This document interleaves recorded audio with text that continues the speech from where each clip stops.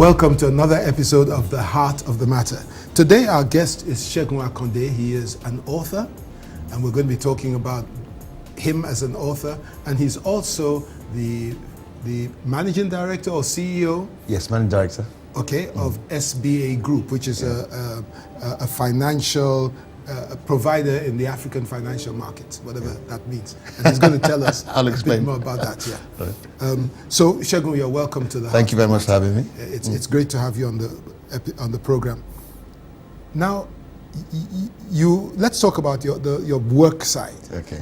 Because I suspect that this book will soon become a very important part of your work side as well. Yes. However, let's talk about your work in African capital markets. Okay. African capital markets are relatively new, except maybe in South Africa and Namibia, but they're relatively new to sub-Saharan Africa. And so how did you see an opportunity, and what is it that you're doing in the African capital markets, and what do they contribute to the African? Okay.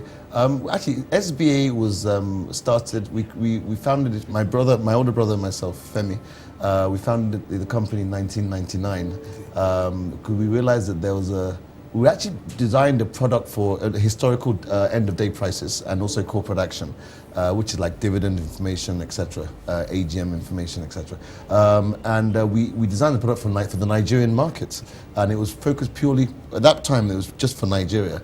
But then we found that there was a demand for it from the UK, companies in the UK and companies in the US. So I actually moved back, because I schooled in England for a long time, and I actually moved back to the UK to head sales in Europe and in, to target sales for Europe and North America. And from there we developed, at that time, it wasn't due to our unfortunate image abroad, Nigeria, it was a bit of a negative word to say Nigeria. So we quickly realized it was important to cover other African countries.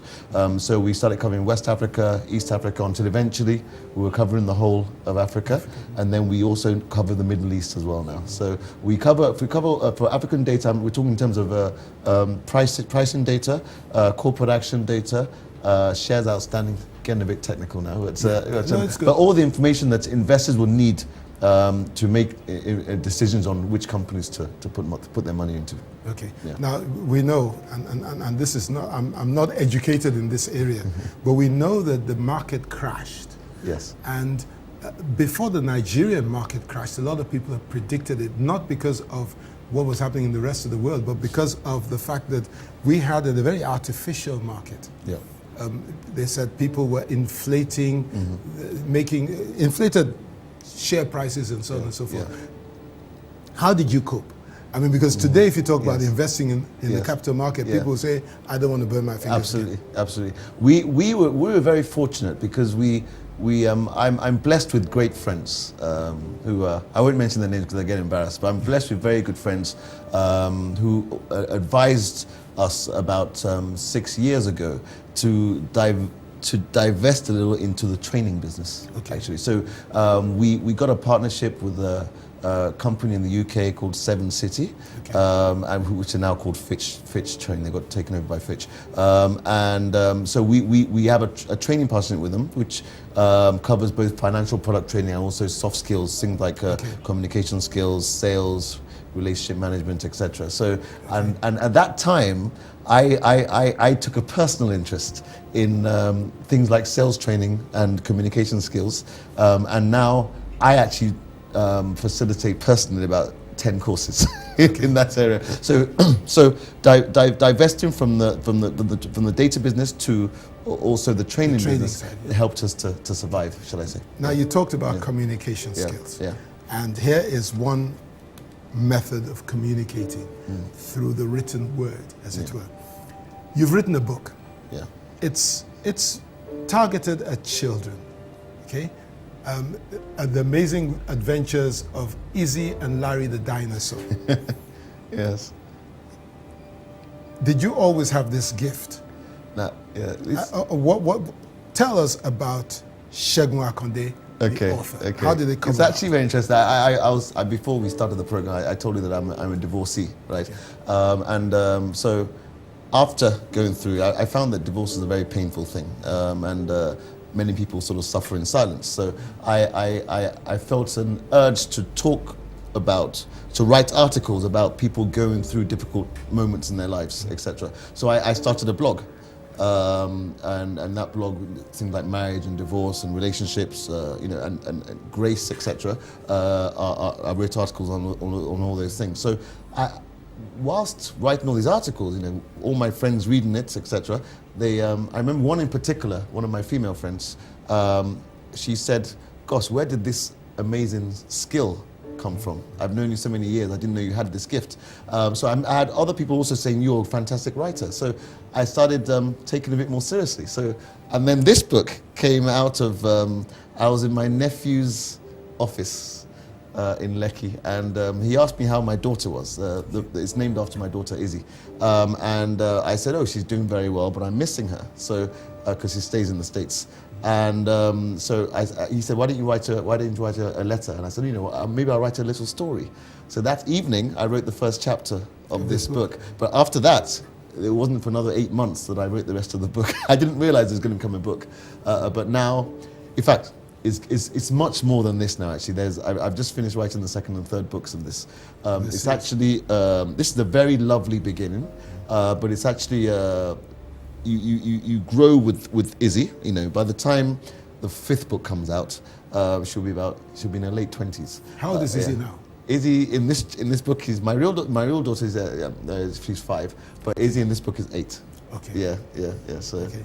So in a way, writing books for children means you've got to think like a child. Yeah. Do you find this? One of my, I don't like saying gift, but I guess it is. But one of my gifts is I love kids. Okay. If I go to any house, I spend more time with the kids than I do with the adults, and because I like the purity of their mind and the way they think, and you often find the kids probably the only people who still just tell you the way it is, and I've always liked kids basically, and so I found it quite easy seeing things from a child's point of view. Yeah.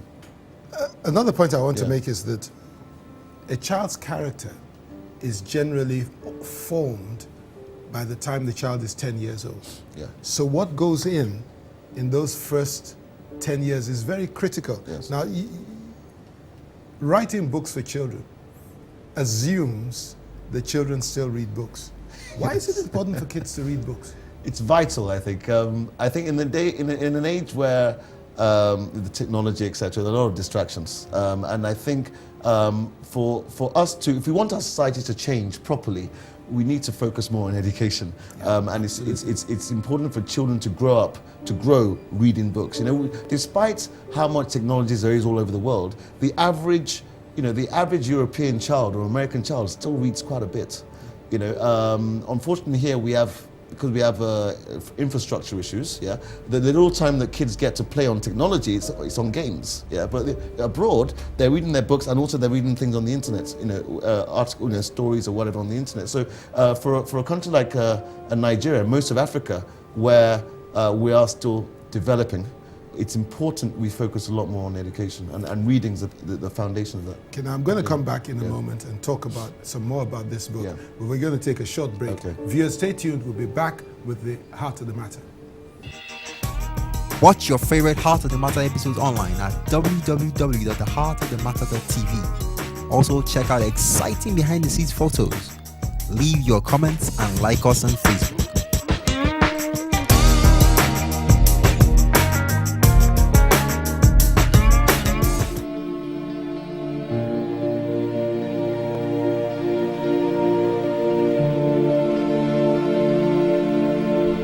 Welcome back to the Heart of the Matter, where we've been talking to author and businessman, Mr. Segun Akande. And we've been talking about this book. This is his first book, and it's written for children to read. Segun, we've talked about the inspiration. You're writing, this is essentially a letter to your daughter, who doesn't live with you, so you are reminiscing with her. But tell us a little bit about Larry and the Dinosaur. We've heard about Izzy. Yes. Larry and the Dinosaur. Okay. to be honest with you, this, as I said, the first chapter came out of me just having a wonderful idea about an 8-year-old girl meeting a dinosaur in the zoo, a dinosaur that talks. Okay. Yeah. Now, when I was on a flight back from the UK, and that's when I don't want to sound too spooky, but that's when I believe God gave me the idea for the full extent of the book. And That's not spooky. So That's the way God does it. and basically, the idea is to get children interested in biblical characters, Okay. but in a fun way, right? Okay. So, and to get children to know about the likes of David, Moses and the Israelites going to the Red Sea, for instance, but without feeling as though they're reading the Bible, without feeling as though they've been preached at. So what Larry does is that Larry has special power, an ability to travel back in time. Okay. Right? So they travel back in time. They go to the Garden of Eden. They see, and Izzy, like my daughter, asked a lot of questions, such as why are they naked, and then Larry explains what happens, etc. What's happened, the eating of the apple, etc. But the underlying message of all the stories is God's love for us. I want children to grow up not fearing God, not seeing God as a mean, legalistic God, but seeing God as a God of love and a God of grace, a God who they want to get to know personally, and actually, who they see as fun as well. So that's why we look at characters such as David, as I said, the Red Sea, also the final chapter. Izzy walks with Jesus on his way to being crucified, when he's carrying the cross, and she really feels the pain of what he's going through, etc. Would you describe this as a religious book then? Absolutely. I can't say anything else. It was given to me by God, so I can't deny God His glory. So definitely it's a religious book. Yeah. Now we talked a little bit about this earlier. Yeah. It's one thing to publish a book. Yeah. It's another thing to get it read. Yeah. And the culture of reading just isn't African. As a matter of fact, I've heard Miles Monroe say from time to time, if you want to hide something from a black man, put it in a book. Yeah. Now, so we need to develop the culture of reading. How do you think that can happen? There needs to be more book fairs, for instance. We need libraries. I think one of the most effective way of doing that is to have nice libraries around the country. I'm just trying to think. Yeah.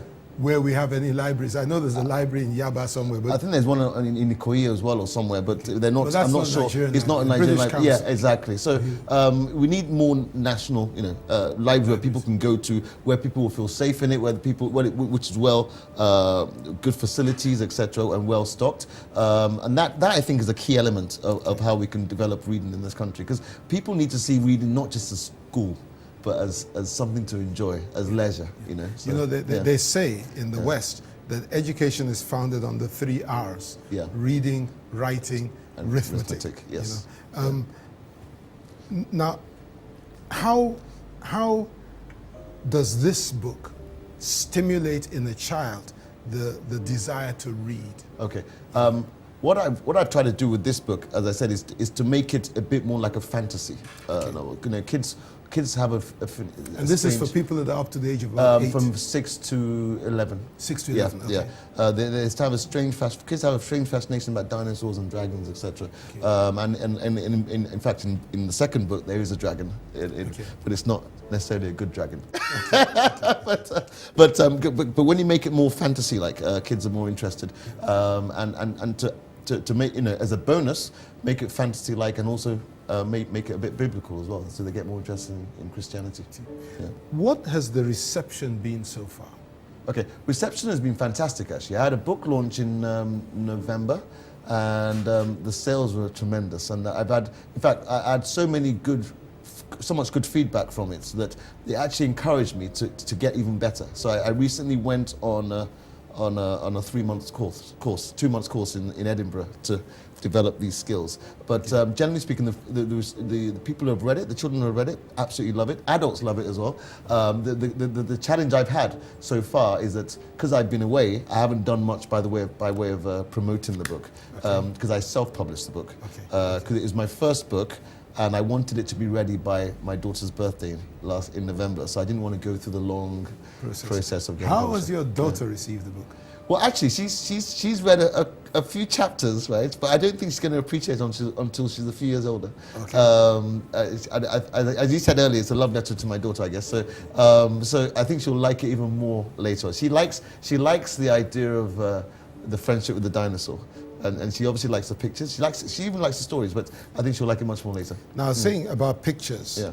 I love your animation on the front cover. That was I was me. just looking. Yeah, I was going to ask about that. Yeah. I was going to ask if you do the animations, or sorry, not animations, Yeah. the graphics yourself as well. Okay, no, that was done by a company called CreateSpace.com in the US, and they in fact I spent several hours with them on the phone for like 4 or 5 months. They wanted to know how I saw things, which pictures I wanted, etc.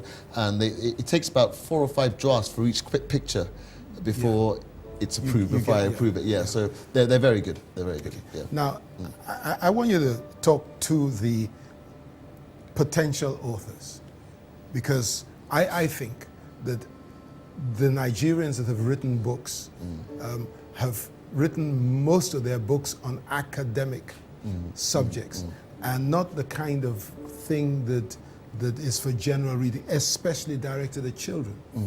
And I'm sure we have people that are gifted with the ability to reach children. Yeah. And as I was saying earlier, a child's character is formed by the time they're 10 years old. So what you're putting into the child in those first 10 years is so crucial. Yeah. Yet there's a dearth of books like your book that are helping the child. Fantasy helps a child to develop their Imagination, as you said. So what would your advice be to somebody who feels they have the skills to write books for children?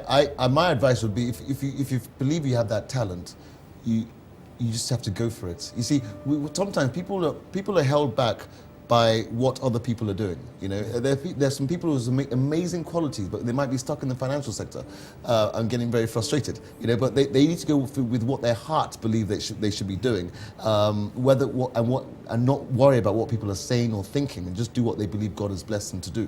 And I would say, believe in yourself and just do it. Because the country needs it. Absolutely. Yeah. Absolutely. Now, this leads me to another question. Yeah. Writing a book is one thing.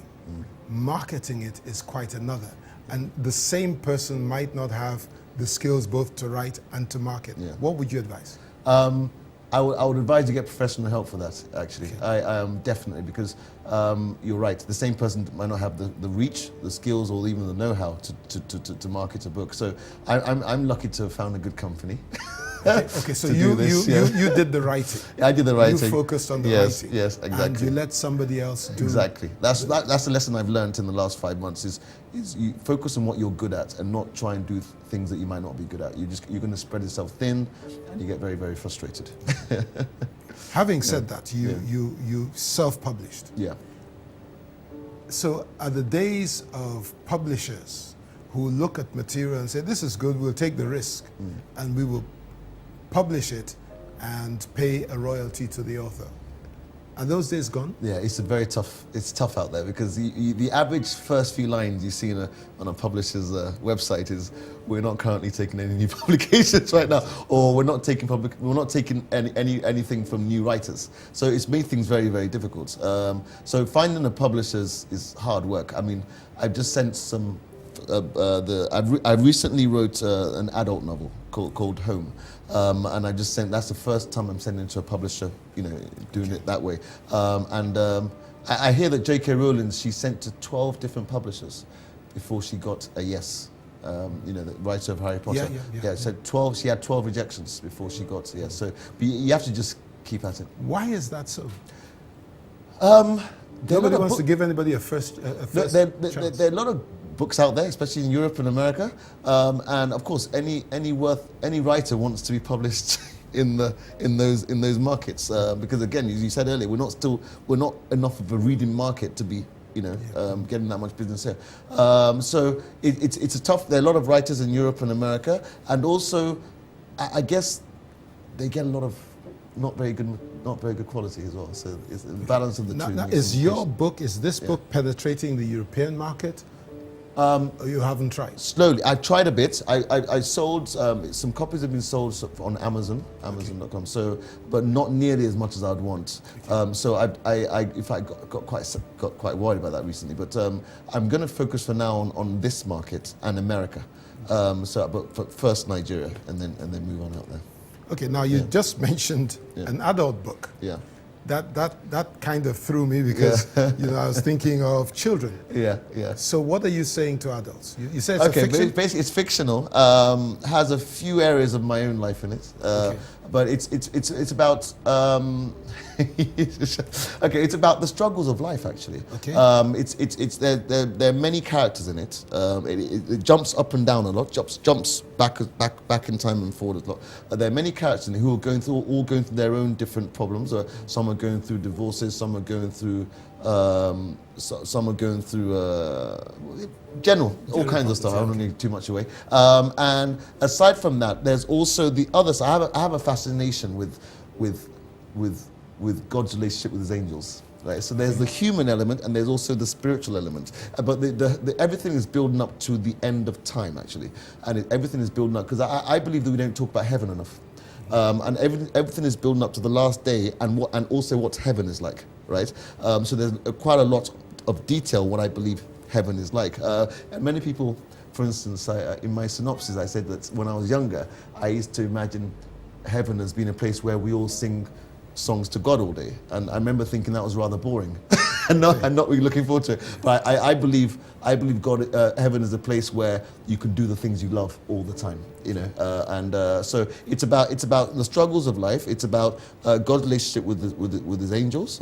It's about and also about the fall of Lucifer as well. Okay. So it's quite not that long a book, but it's quite short, but it's a powerful message.